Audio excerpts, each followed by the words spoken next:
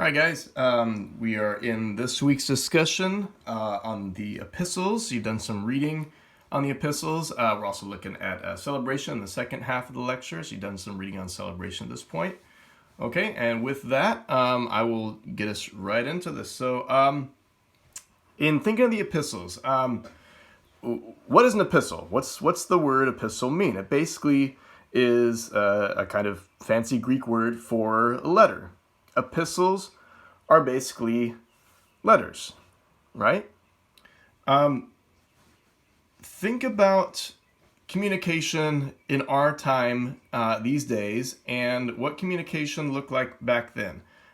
Communication is ridiculously easy for us these days, right? Think about our current situation. We've been required to basically isolate ourselves because of the craziness with coronavirus stuff going on. We have very little physical communication with a lot of people that we normally have on a regular basis. And as rough as that is, at the same time, we're still able to relatively easily connect with people, right? We have phones. We have the internet. We can connect with people through FaceTime, through Skype, other different avenues for connecting with a lot of people like Zoom, sending emails. All these things make it ridiculously easy for us to connect with one another. With the push of a few buttons on a phone or a key of a laptop, you connect with anyone, anywhere. Doesn't matter if the other person is just down the street or on the other side of the world. It's super easy for us these days. Now think about ancient times. Obviously, communication had to have been much more difficult in Bible times without these modern conveniences. So how did people communicate with each other back then? Basically, the only option was to write a letter. And so when we look at the New Testament writings, it's interesting to note that a good chunk of it is a collection of ancient letters written to Christians by Christians. The epistles are some of the most personal writings within the Bible because they demonstrate a Christian author's efforts for Christians to stay in communion and in communication with each other as they grow in God together. So this is what the author of our epistles is demonstrating, is Christian concerns with one another when they can't come together in physical contact, when they're miles apart, they can still maintain communication and relationship and communion, even through, especially through these letters. So this is what we have in the epistles. So let's take a closer look at these epistles. Okay, why are epistles written? We have a number of epistles in the New Testament. Most of the New Testament is epistles. So we have our Gospels, we have the book of Acts, we have the book of Revelation, and the whole rest of the New Testament are these letters, these epistles. So we have Paul as an author of a number of those that belong to this genre epistles. Peter writes 2 letters. John writes 3 letters to those in his community. We have a letter written by James, and we have a letter written by Jude. All these are classified as epistles. But why were they written? Why did these authors write these letters? And here's one key thing to note on this. These are what we call occasional letters. They're occasional letters. The author writes in response to specific circumstances. He writes because of a specific occasion, a reason, something happening that encourages him or moves him to write to these different communities. Okay? It's not like Paul was sitting around one day and thought, I think I'll write some Christian theology today and send it to random churches. No, that's really not the occasion, the reason for these guys writing their letters. Paul, for example, was a very concerned pastor who cared for all these churches that he's on the move planting. So if you remember, We talked about in Acts how Paul was a key player toward the latter half of Acts. Paul's a key figure in bringing the gospel to the ends of the earth, those parts of the earth that did not include large Jewish communities. Paul was largely a gospel to the Gentiles, those who were non-Jews. So he went to all other parts of the world where non-Jews would be found, where Gentiles were, and he would preach the gospel and make converts. He went to all different parts of the world. He was always on the move. Well, what happened when he brought the gospel to a city, established a church, and then moved on? What happened? Well, you can imagine for somebody like him, he would want to know too, hey, what's going on? I've planted a church in Galatia. Now I'm going to move on to this other region. Well, how are my Galatian folks doing? Okay. This is in a sense where some of these letters come from. Paul's wondering how are his congregations doing, and the best he can know is by other contacts who are also on the move, coming to Paul, or somebody from the community writing to Paul and saying, hey Paul, here's how we're doing. Here's the good things that are going on, and here's the maybe not so good things that are going on. Paul hears his reports, and he's a concerned pastor. Interesting. He doesn't say, well, I planted a church and now I'm moving on to other things. That's somebody else's problem. No, he's all these letters to these churches.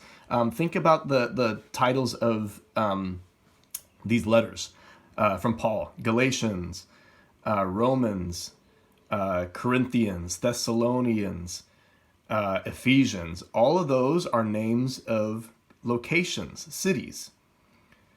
Paul establishes churches in these locations, and once he moves on, the only way he can really know what's going on is to pay another visit, which often he does at certain points, or to have letters sent back and forth to find out how things are going. So this is normally why these letters are written. Paul hears about how things are going, and he writes these letters in response to very specific circumstances based on what he's heard is going on. So, for example, let's look at some of those reference passages right there. 1 Corinthians 1:11.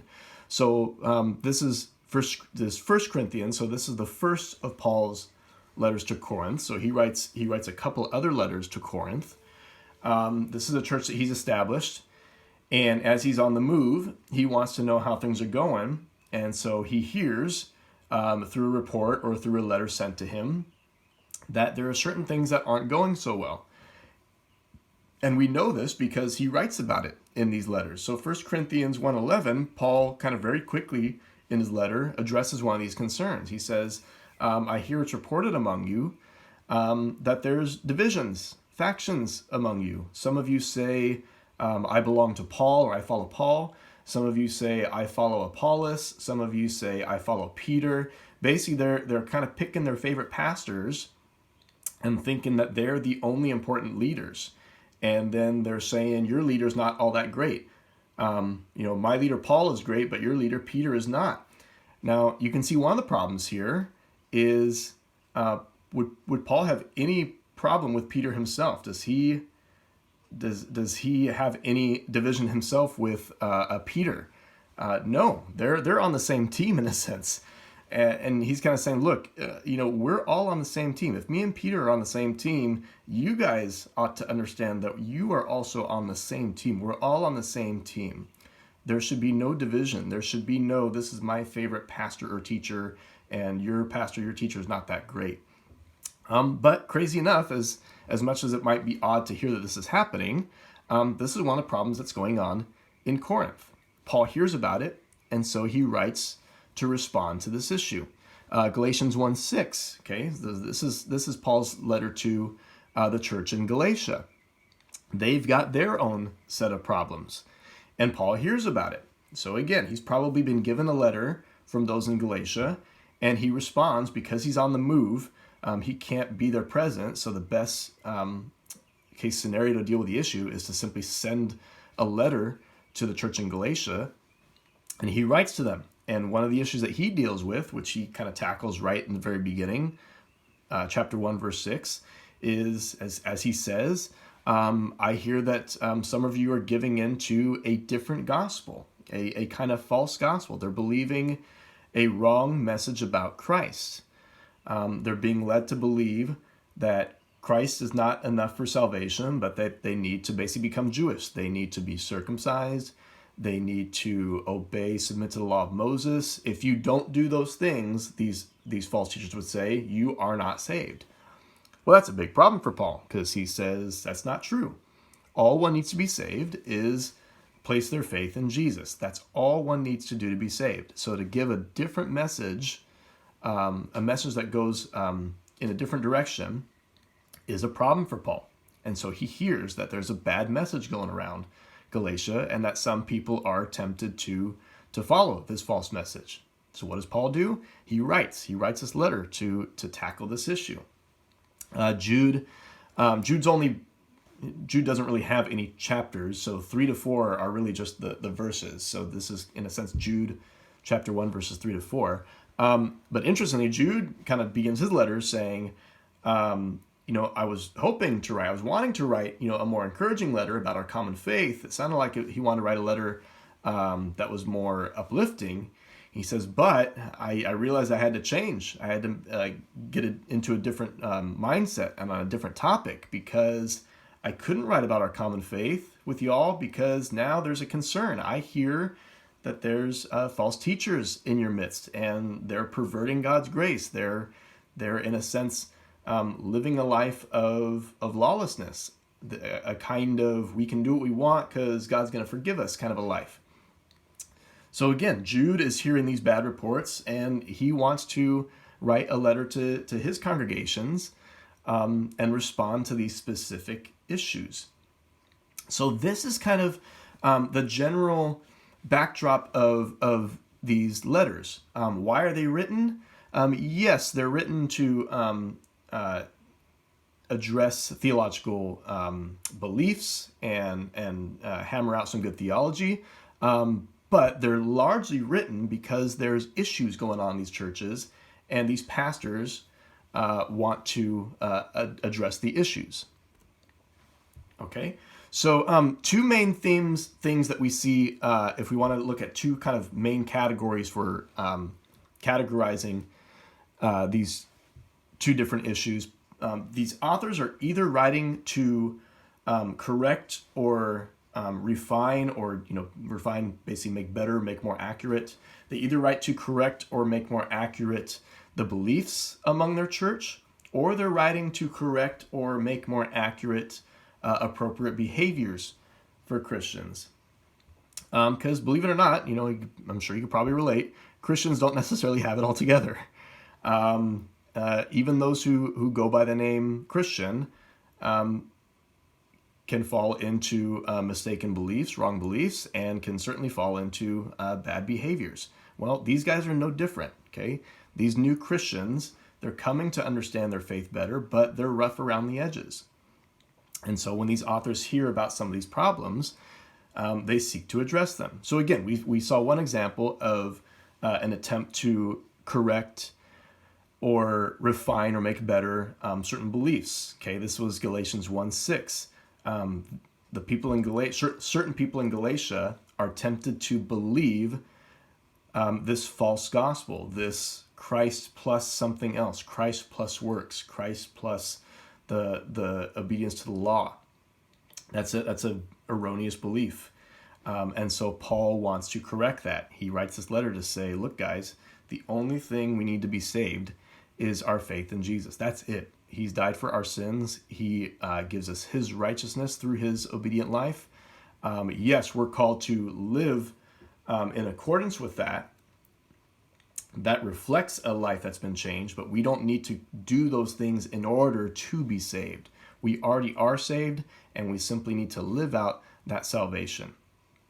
And then an example of correcting and refining behaviors. So again, these guys are doing certain things that are not quite appropriate for Christians to do, and Paul hears about these things and he wants to address them. So for example, in going back to the Corinthians letter, 1 Corinthians 5:1 and following, He says, I hear that there's somebody in the congregation who's basically having sexual relations with his stepmother or his mother-in-law. And he says, and you all are letting it be a non-issue. And he says, that's not good. That's not appropriate. We need to address this issue because there's a world on the outside that's looking in. He says, even those among the Gentiles don't approve of this type of behavior, and yet you guys are. What kind of witness does that send? How does that look to the rest of the world? So Paul wants to help the church correct this behavior, deal with the sin in the church, understand the appropriate actions to take to deal with this kind of inappropriate behavior. Okay, so this is a general idea of why these letters are written. Okay, they're written to address specific issues going on in the church, and we can boil those down to the author either wanting to correct or give better views on right beliefs, or to correct and give better views on right behaviors. Okay, and so this is also, in a sense, answer the question of what are the epistles about? Okay, they boil down largely to these two key things. The authors, by addressing these issues, they cover a lot of helpful teaching on Christian doctrine, Christian belief, right Christian beliefs, and they also help us get a lot of insight on right Christian ethics, how a Christian ought to behave. Okay, so even though these authors didn't sit down and say, I think I'll write some Christian theology today and send it to these random churches, even though that wasn't their goal, they still, in the process of dealing with these issues, they still managed to discuss tons of important truths of the Christian faith, simply because if they're going to correct or refine the beliefs or behaviors of the people in their churches that they're writing to, they must appeal to true beliefs, right? They must appeal to right behavior. True beliefs about God, about Christ, about the Holy Spirit, about salvation, right behaviors, what's sin, what's not sin, what's appropriate, what's not appropriate. These are the things that they end up discussing as they're addressing the issues in their church. And so when we take all 21 epistles of the New Testament into consideration, we discover tons of important teachings of the Christian faith just by the benefit of these authors dealing with issues in their church.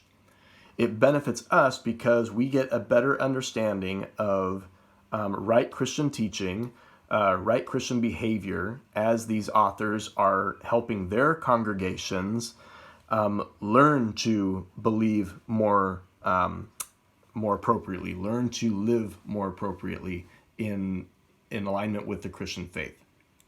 So this is what we see the epistles largely covering: right belief, right doctrine, and right behavior, right ethics. Okay, a little bit more just kind of background into who these letters are written to, the general breakdown, different kind of figures. So a couple things we can take into consideration that may be of some help for us in making sense of the letter. Sometimes knowing where the letter is sent, the location, can be of some help to us. So some of the letters that are written are sent to very narrow specific regions, like letters to specific churches in specific cities. For example, the letter to Galatians, letter to the Corinthians in Corinth, letter to the Thessalonians in Thessalonica. These are very specific, narrow regions. And you can imagine Paul would have a better idea of specific things going on in very specific regions. And so Paul is able to more specifically address the issues going on in Galatia, in Corinth, and Thessalonica, because these are very narrow regions, and Paul's more aware of what's happening in a smaller territory than in a larger territory. Consider, for example, though, some of these letters that appear to be written to more broader regions. So if you look at James, the intro of his letter. So in Paul's letters, he often says, um, uh, Paul, an apostle of Jesus Christ, to the church in Galatia or to the church in Corinth. It's a very narrow region. Look at something like James, though, for example. And James addresses his letter, he says, to, let's see, I think it's the 12 tribes among the dispersion, something like that. And you're like, where is that? Well, it's not really a specific region. The 12 tribes, hopefully that sounds familiar. That sounds like the 12 tribes of Israel, an Old Testament term. And it's basically a term for anybody who belongs to Israel. But James says, to the 12 tribes among the dispersion, those who are dispersed abroad, those who are outside of Jerusalem, Palestine region, and live more in Gentile-like territories. Well, what region is that? Well, it's kind of anywhere and everywhere that Jews abroad might live. So James likely expected his letter, and so did Paul. Paul expected his letters to be read in other places too. But clearly James is writing his letter and expecting it not to just to go to one specific city among Jews, but to lots of Jews in surrounding regions. What he has to write is meant to be read for all Jews all around the area who claim Christ as Savior. And then when you look at the letter of James, it doesn't look like he's responding to issues that any one particular region, narrow region, is dealing with. He seems to be addressing issues that are kind of pertinent for any Jewish Christian, no matter where you are, no matter what you're going through.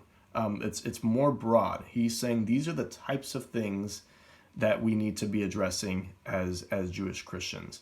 2 Peter, similar thing there. 2 Peter, it's believed, is not written to any one specific community, but that Peter is thinking of a larger audience, and he's reflecting on anyone, anywhere, who might be being persecuted, suffering for their faith. So he doesn't deal with any specific issue that's happening in one specific territory, but he's dealing with a kind of broad issue that those who claim to be Christian are going to be facing by their persecutors, no matter where they are. So knowing a little bit of the background of the regions that these letters are sent to can sometimes help get a better understanding of why the letters are written in the first place. So Paul often writes his letter to specific churches with specific issues going on. Other broader letters like James and 2 Peter tend to deal with more broader, bigger picture issues among all Christians. The ethnicity of recipients can be helpful to take into account when you're thinking of whom these letters are written to. So you have some churches where the letters that are addressed to them, the churches themselves, are largely Gentile, and you have some churches where the letters addressed to them are largely Jewish. Now, that can have an impact on the kind of things the author writes about. So, for example, in Romans and Galatians and Corinthians and others like that, these churches are largely Gentile. They're largely non-Jewish congregations, and Paul wants to address issues particularly related to what do Gentile Christians need to hear. So, for example, Galatians, what do Gentile Christians need to hear? They need to hear that they don't need to submit to the law of Moses and be circumcised in order to be saved. Undoubtedly, there are some Gentile Christians who are being pushed, being pressed to believe this. They're young in faith. They're not quite sure what to believe, so they're thinking, yeah, this is what these guys are saying. Become Jewish, submit to the law of Moses. Yeah, that sounds right. Paul's saying, well, it used to be an understandable move to make, but not now that Christ has come. Things are different now that Christ has come, and his Gentile Christian audience, needs to be aware of what the truth is. A largely Jewish audience, like letters written, the letter Hebrews, the letter written by James, the letter written by Jude. Most scholars believe that these are written to largely Jewish audiences. What do Jews need to hear?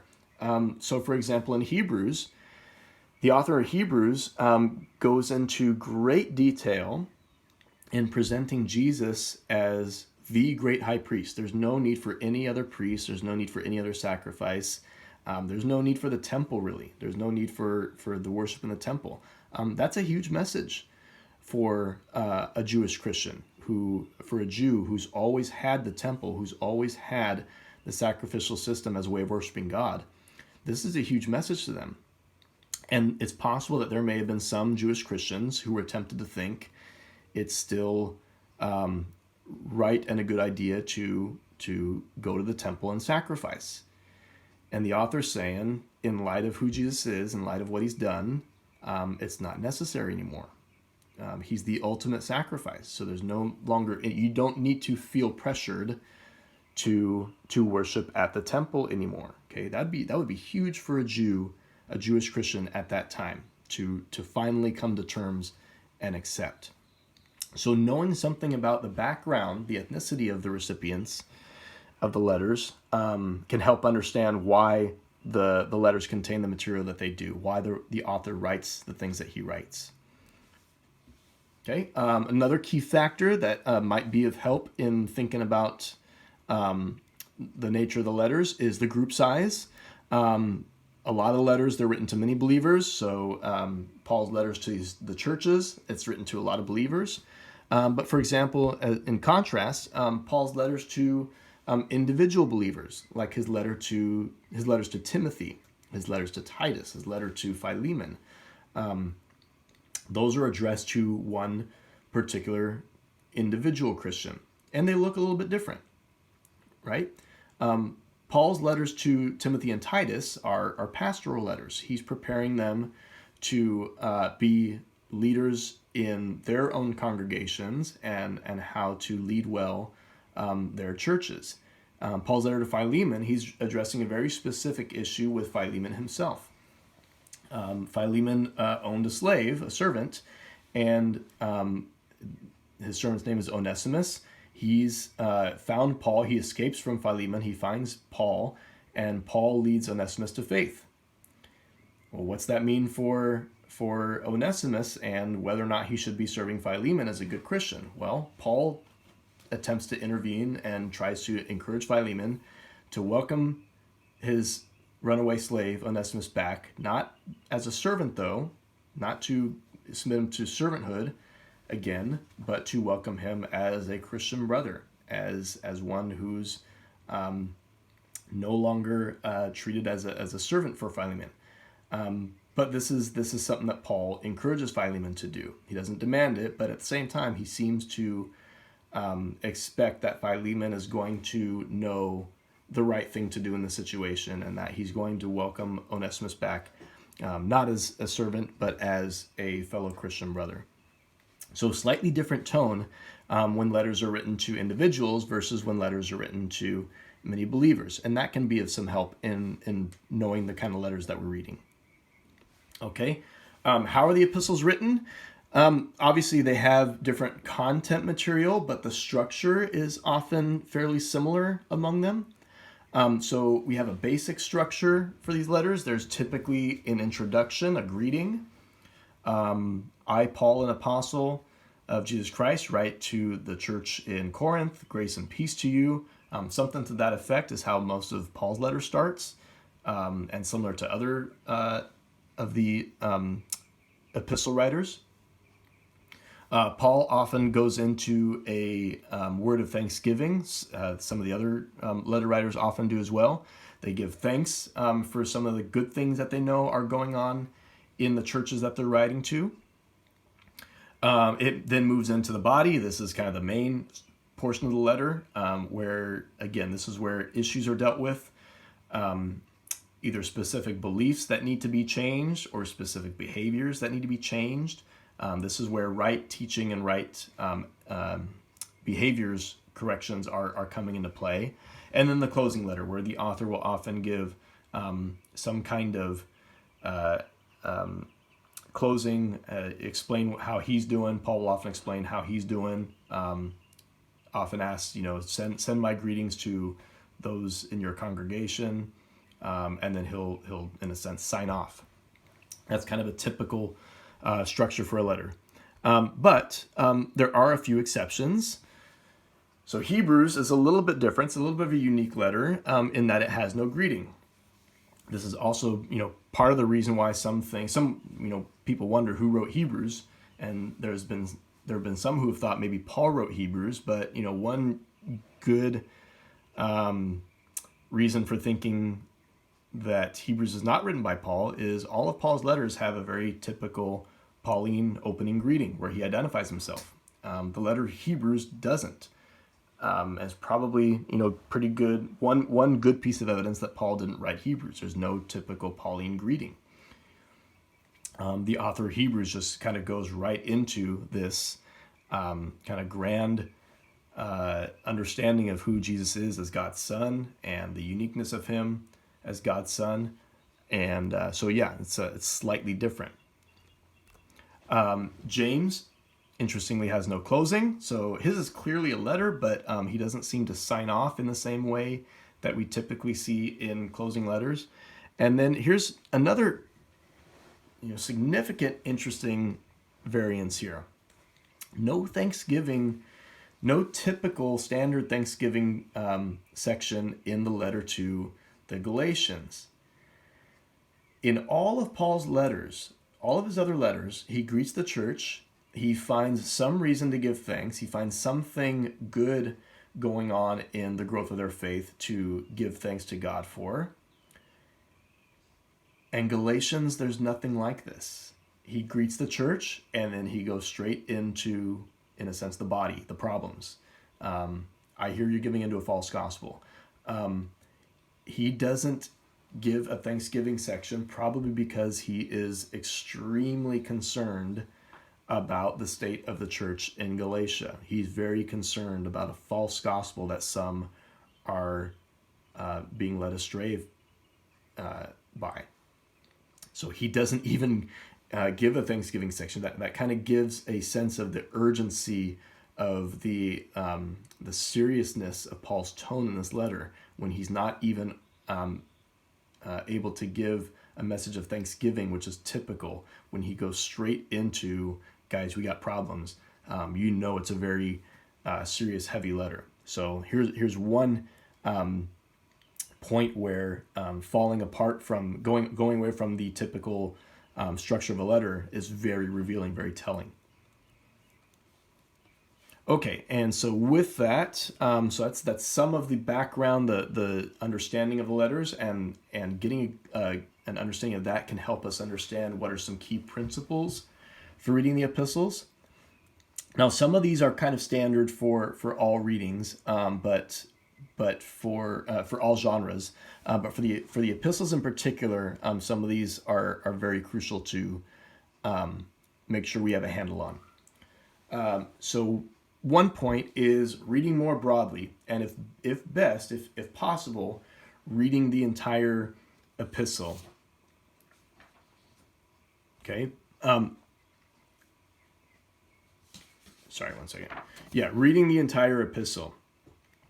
There are some, we've talked about some genres where you don't have to read the entire book. I mean, you don't need to read all of Psalms in one sitting to get something out of Psalms. Psalms are kind of nice in the sense that you can read one Psalm at a time and get a full takeaway right there.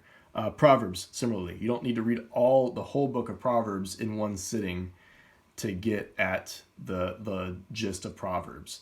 You can read tidbits here and there. That's kind of how Proverbs are made to be read. The epistles, again, these are letters. So, imagine when somebody writes you a letter, you read the whole thing, right? You read the whole letter. Somebody wrote a letter to you for the whole thing to be read. That's kind of the best way to understand the epistles. These are letters, so they're meant to be to be read as letters. They're meant to be read in their entirety, just as the congregations back then would have read the entire epistle to get all of what the author wants to say to them. Now, for some of these are easily done because they're 3, 4, 5, or 6 chapters long. That's relatively short. These are the kind of works that can be done in one sitting. Perhaps for some of the longer letters, like Romans, Hebrews, 1st, 2nd Corinthians, those might understandably be read in maybe 2, 3, or 4 sittings. But again, ideally, the point is these are letters, so we want to treat them and read them as letters. And letters are meant to be read in their entirety. And through that, we get a better sense of the whole big picture issue that these authors are wanting to address with their readers. Okay, so principle number 1, ideally, we want to read the entire epistle. Number 2, we want to focus on breaking down the line of thought for the author. And that means highlighting and noting key paragraphs, because the key paragraphs will contain the author's main unit of thoughts. Okay, there's going to be a progression that the author is laying out as they're writing their letters and as they're explaining what it is that they want their congregation to understand. Okay, the best way to understand the progression of thought in each letter is to break down the letter into its paragraphs, get at the big idea of each paragraph, and then make sense of how they all connect. Now, you won't be doing this in any paper, but this is, in a sense, kind of what you've been doing with some of your BIPs. You've been getting at the big idea, the main idea of any one smaller section, one narrow section. Now, if you were to do that and extend that through the entire letter, you'd have a better idea, better sense of how the whole letter holds together. This is basically what's being brought out in this point, is to understand the progression of the letter, to understand how the author gets from one point to the next, is to break it down into its main points, its main units.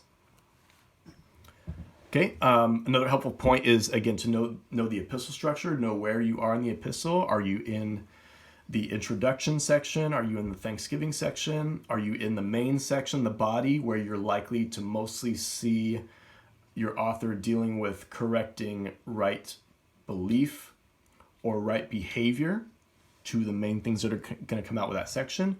Or are you in the closing section when the author is dealing with certain closing matters? So knowing the epistle, the structure, and where you are in the letter is helpful as well. And then lastly, again, this is one that we've noted that this is key for all genres in some respect, and yet for certain genres, it's probably especially important to highlight, and this is another one of those. For the epistles, it's as best as possible helpful to highlight and draw attention to historical and cultural background information. Okay.